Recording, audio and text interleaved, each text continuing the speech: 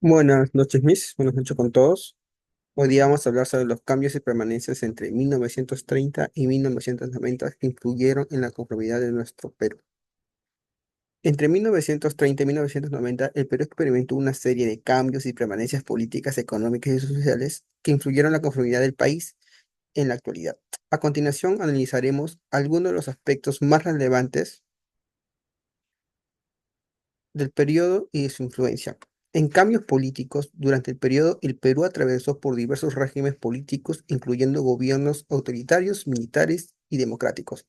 Hubo una alternativa entre periodos de estabilidad y de inestabilidad política. Uno de los cambios más significativos fue la llegada al poder del general Juan Velasco Alvarado en 1968, quien lideró un gobierno militar establecido una serie de reformas conocidas como la Revolución Peruana. Estas reformas buscaron la redistribución de la tierra, la nacionalización de la industria y la promoción de las políticas de inclusión social. Para ello, surgió una estrategia política, el populismo, con la finalidad de incorporar a los excluidos en una relación de beneficios sociales.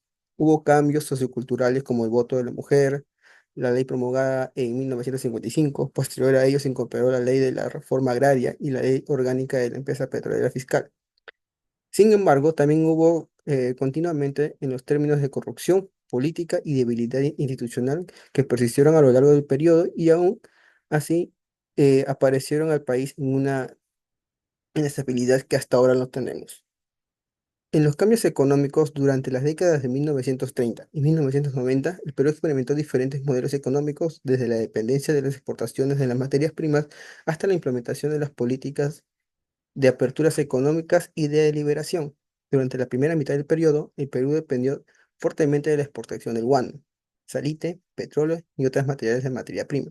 Sin embargo, las fluctuaciones en los precios internacionales conducen a crisis económicas periódicas. Hubo una crisis económica, la devaluación de la moneda y movimientos sociales, guerrillas y expropiación de las tierras durante el gobierno de Velasco de Terry. Asimismo, surgió la ausencia de servicios básicos, de agua, energía eléctrica, etcétera. Durante el periodo de Oria, impulsó proyectos de vivienda familia, invirtió en educación y redujo el analfabetismo. Asimismo, utilizó la palabra cholo para referirse a la inmigración indígena, el desarrollo de las carreteras y el transporte, y el despliegue de los medios de comunicación. Posteriormente, en el área del GRFA, varias empresas extranjeras fueron expropiadas y nacionalizadas. El final de la primera fase se debió a crisis institucionales, demoralización de los periódicos y aumento de las autoridades, crisis sociales, alza de precios, desabastecimiento y colapso de servicios. Morales llegó al poder mediante un golpe de Estado. Las reformas se mantuvieron, pero no se profundizaron. Recurrió al endeudamiento externo, al no poder autofinanciarse, creando una mayor dependencia económica. Los militares dejaron el poder en 1980. Se celebraron elecciones y fue electo Belaúnde. Se firmó el Acto de Talara, un acuerdo con la empresa IPC. Además, se anunció por televisión la supuesta pérdida de una página de contrato que fue pretexto para una nueva intervención militar en 1933. Se derogó la Constitución. El Plan Inca fue una propuesta de transformación y modernización del país que busca acabar con la dependencia económica. El gobierno promulgó la ley de la reforma agraria en 1969 para expandir el mercado interno e eliminar la injusticia social. Se procedió a la expropiación de grandes y medias haciendas en todo el país. Finalmente, las tierras fueron entregadas a los campesinos a través de la organización agraria, el CAC, y islas consecutivas de la reforma agraria fueron el fin de la antigua oligarquía, terratenientes y conflictos entre los campesinos y las diferencias productividades. Su fracaso fue debido a la falta de preparación de los agricultores para administrar y manejar las tierras, así como la escasez de habilidades y la corrupción en los funcionarios estatales. El país volvió a la democracia en 1980, con la inauguración del segundo mandato de Belaúnde.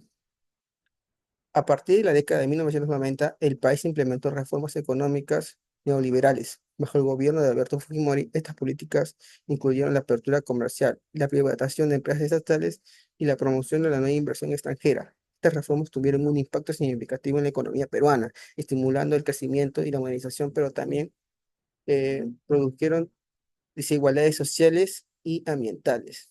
En los cambios sociales, durante este periodo el Perú experimentó cambios sociales significativos. Se produjo una migración masiva de las áreas rurales a las urbanas, lo que llevó un rápido crecimiento de las ciudades y la reformación de grandes barrios marginales. También hubo un avances en términos de educación y salud y derechos sociales. Se implementaron políticas de alfabetización y así amplió el acceso a la educación primaria y secundaria. Además, se fabricaron sistemas de seguridad social y reconocimiento en algunos derechos laborales. Sin embargo, persistieron las desigualdades sociales y económicas, la pobreza y la exclusión social continuaron siendo problemas importantes, especialmente en las zonas rurales y entre los grupos indígenas. En conclusión, la influencia de estos cambios y permanencias en la conformación del Perú hoy es compleja y multifacética. Por un lado, los procesos de modernización y apertura económica han contribuido al crecimiento económico y la inserción del país en la economía global. Por otro lado, persisten los desafíos en términos de desigualdad, exclusión social y la falta de oportunidades para amplios sectores de la población. Asimismo, la debilidad institucional y la corrupción política han dejado una marca en la sociedad peruana que aumentará la desconfianza en las instituciones y dificultará un gobierno efectivo. En conclusión, los cambios y permanencias políticas, económicas y sociales ocurridos entre 1930 y 1990 han dejado huella en el Perú actual.